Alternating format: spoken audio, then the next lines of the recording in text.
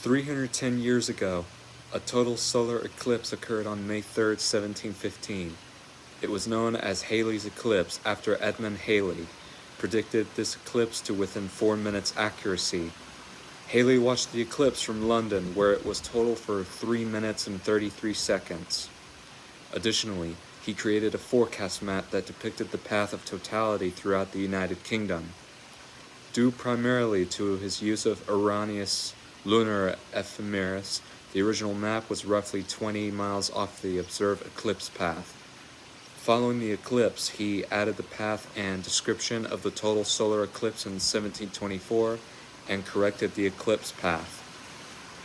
Around the time as Halley, William Whiston created a more technical predictive eclipse map based on lunar tables created by the first astronomer royal, John Flamsteed. In March 1715, John Senex published the maps of Halley and Whiston. From Lincolnshire and Norfolk in the east to Cornwall in the southwest, the Kingdom of Great Britain saw totality. It was also seen in Ireland, where sizable crowds gathered in Dublin to witness it.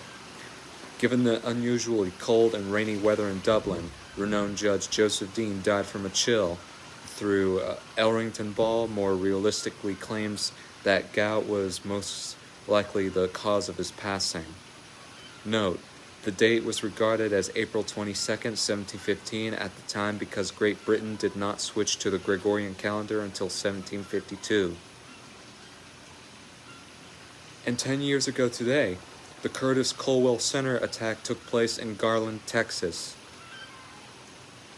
2 of the perpetrators were killed in a shootout with police enforcing the event after the failed terrorist attack on an exhibit at the Curtis Colwell Center in Garland, Texas that featured cartoon images of Muhammad. An unarmed security guard from the Garland Independent School District was shot in the ankle by the assailants. An off-duty Garland police officer shot both attackers shortly after they opened fire, and SWAT killed them. An undercover agent was immediately behind the 2 attackers when the first shots were fired, and the FBI had been keeping a close eye on them for years. In October 2017, the injured security guard sued the FBI, alleging that the agency was partially to blame for his injuries. This was the first time the terrorist group, the Islamic State of Iraq and the Levant, claimed responsibility for an attack in the United States. U.S. officials said the attack seems to have been inspired out, but not led by ISIL, and ISIL's claim of responsibility was not confirmed. Joshua Ryan Goldberg, an internet troll, had created an online ISIS personnel that had posted maps of the exhibition and encouraged his followers to attack it. In December 2017, Goldberg entered a guilty plea to federal charges. One of the attackers retweeted his personnel the morning of the attack, and Goldberg admitted to inciting the attack in his plea deal and to several new outlets.